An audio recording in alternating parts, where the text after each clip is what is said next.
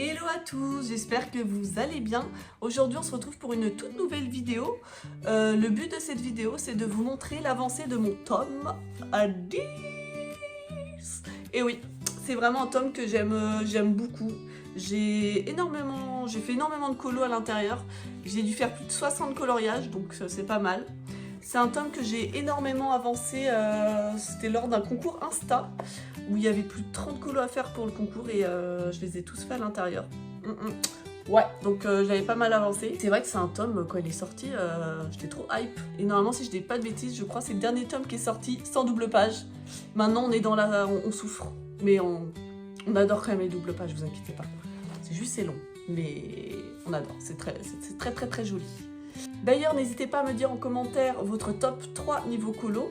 Et dites-moi également si vous possédez ce tome et combien de coloriages vous avez fait à l'intérieur. Voilà.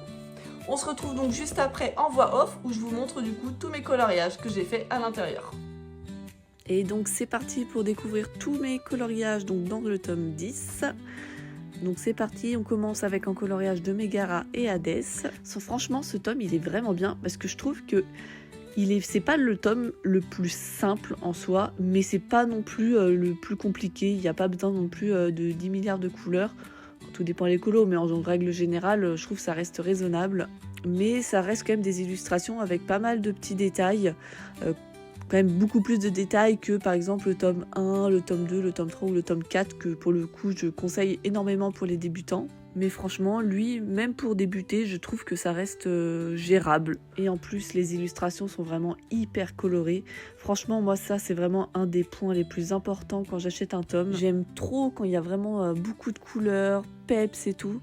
J'ai déjà acheté des tomes où j'ai été déçue, car en vrai, c'était trop terne, les solutions et tout. Je sais que lors de l'impression, malheureusement, les couleurs peuvent différer un petit peu par rapport à ce que les illustrateurs, eux, ont vraiment réalisé. Mais vraiment, des fois, c'est vraiment trop sombre. Alors que là, pour le coup, ouais, quasiment toutes les illustrations sont vraiment hyper colorées. Vraiment, c'est un gros coup de cœur, ce tome. Et d'ailleurs, vous, c'est quoi vos tomes un petit peu coup de cœur comme ça que vous adorez? Moi, personnellement, j'ai le tome 4, vraiment. Alors, je sais qu'il est hyper simple, mais vraiment, je l'adore, ce tome.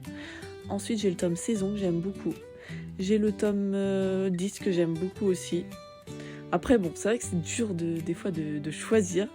Le tome 11, je l'aime bien, mais quitte à choisir entre le tome 10 et le tome 11, je pense que je préfère le tome 10. Et après, mon préféré de tous les temps, c'est le tome Princesse, d'ailleurs que j'ai bientôt fini. Il m'en reste plus qu'un. Donc ouais, dites-moi en commentaire, vous, c'est quoi vos tomes un petit peu chouchou. Il y a le tome Pokémon aussi que j'aime beaucoup. Mais bon, au bout d'un moment, il faut faire un choix, donc voilà. Et en plus, c'est vraiment le dernier que j'ai acheté, le tome Pokémon. Donc j'ai pas encore fait assez de colo à l'intérieur pour me décider. En vrai, j'aime bien, hein, il est hyper pareil, il est hyper coloré et tout. Le seul truc du tome Pokémon, je dirais, où il perd un peu de points, c'est vrai que en soi, les Pokémon sont hyper simples. Il n'y a pas trop de détails sur le Pokémon en lui-même. Mais je crois que j'avais entendu dire que les illustrateurs, ils n'avaient pas trop le choix, malheureusement. Ils devaient faire beaucoup de copier-coller. Et c'est vraiment plus sur les fonds où ils ont pu travailler un petit peu plus les détails. Mais malgré ça, ça reste quand même un tome que j'apprécie énormément. Il y a le tome aussi spécial portrait. Je ne sais pas si vous le possédez. Mais il est vraiment sympa. Alors il y a beaucoup d'aplats de couleurs, mais je trouve les illustrations vraiment très jolies également. On arrive quasiment à la fin là de mes coloriages.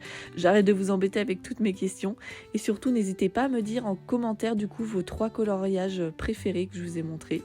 C'est vrai que c'est pas un tome où je faisais beaucoup de dégradés. Ça fait pas très longtemps que j'ai commencé à faire ça.